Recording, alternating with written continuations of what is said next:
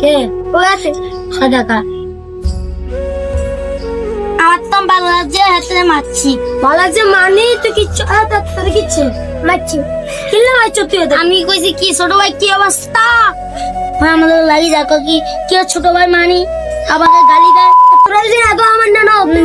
এরকম না তুই কি হাত তুলবো হ্যাঁ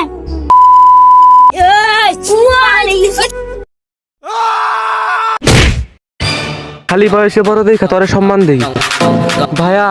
ফ্যামিলির দেওয়া শিক্ষাটা যদি 2 মিনিটের লিখাও ভুলা যায়